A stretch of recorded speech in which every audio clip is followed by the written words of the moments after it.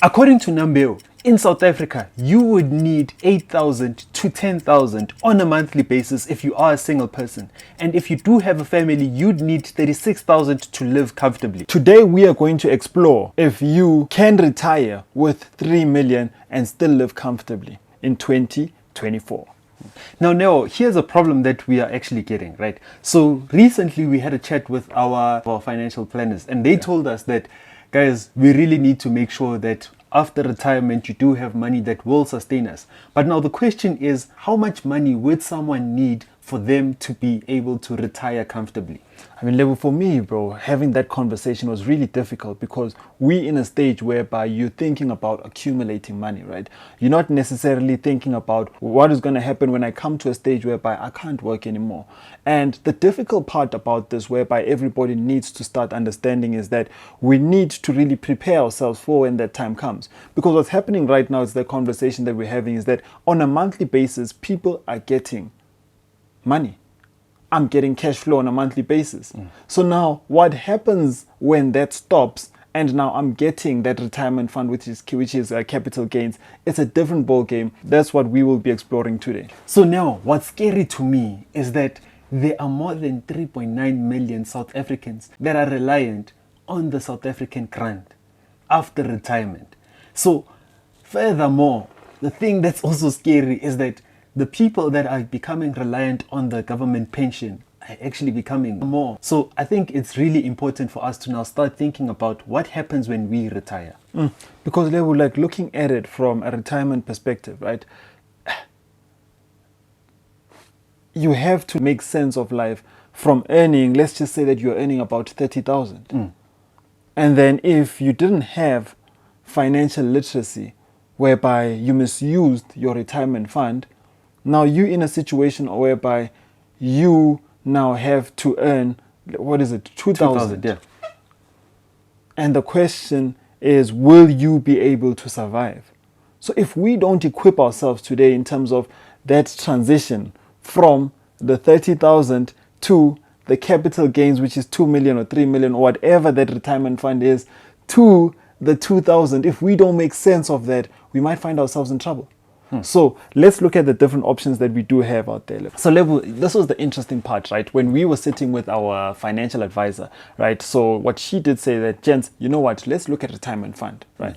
And she gave us two examples. So there was the 1 million option and then there was the 3 million option. So the 1 million is the payout and also the 3 million is the payout. 3 million is the payout.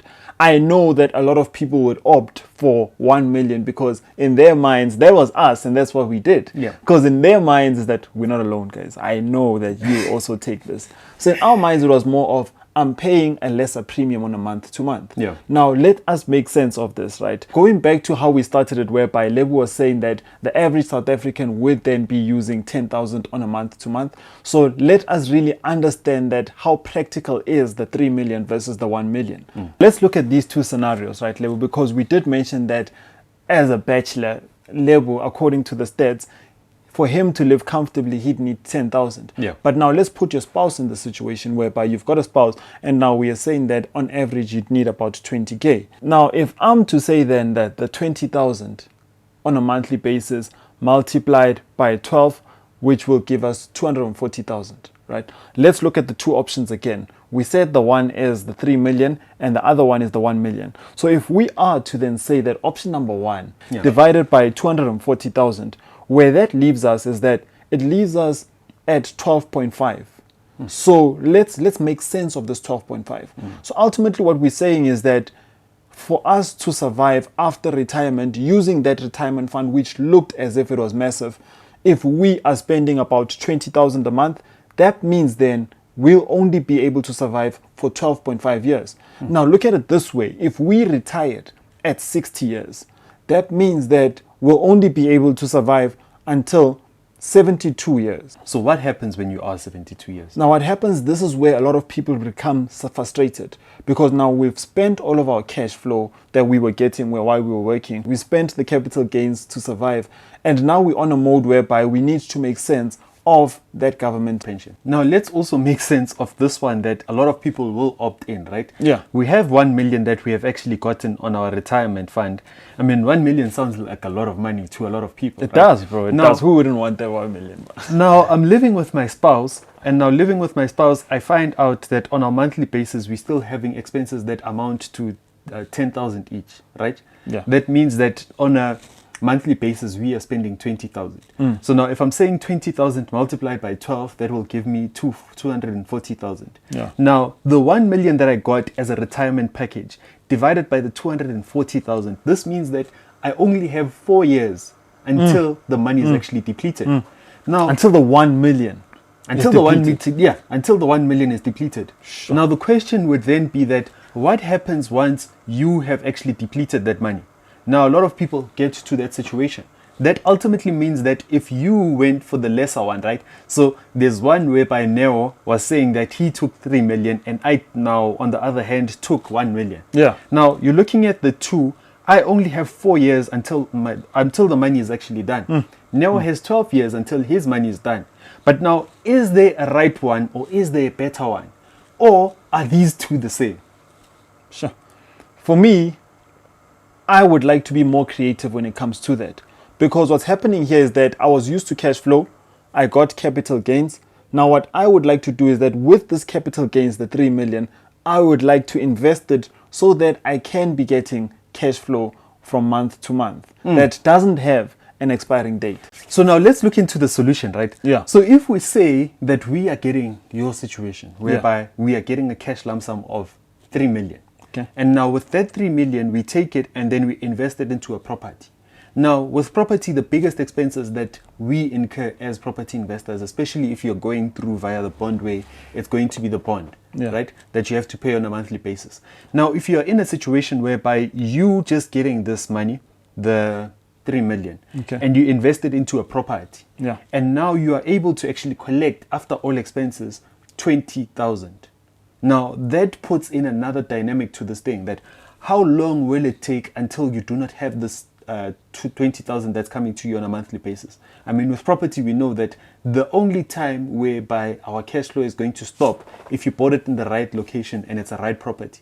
The only time the cash flow is actually going to stop is if we sell the property. It's going to actually take us longer for us to get to a point whereby we don't have cash flow anymore, and in that way we do not have to rely on the government pension. Yes, Lebo man. I mean, looking at the first two options whereby you are dividing that money into sort of cash payments is very dangerous, because let's just even say that you do pay off that house, right? Because someone will be like, no, you can use that 3 million to pay off the house and then your expenses will drastically go down.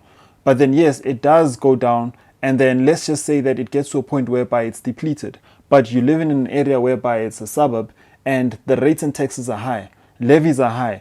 You find out that your rates and taxes are about 1.5.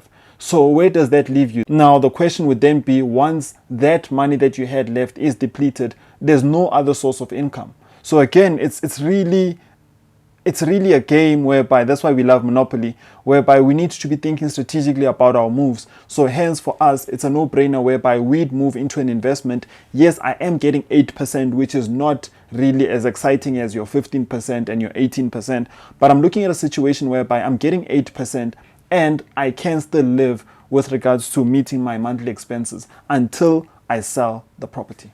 So the conclusion we're basically saying is that understand your retirement and what happens after retirement. In that way, you are able to start planning for your life right now. As they say, cash flow is king. And if you want to know more about this, or you want a Zoom meeting with us, we'd be more than happy to sit down with you and discuss the different dynamics when it comes to investing in property. And remember, on the 7th of September, we will be hosting our property investing workshop. I'm really excited about this. The guests are actually excited about this. I hope that you are excited. If you are excited, get your ticket right now. Link is below. Hashtag 100 property investors under one group, so under one roof. So make sure that you do not miss out on this one. Invest like a pro with Now Wealth.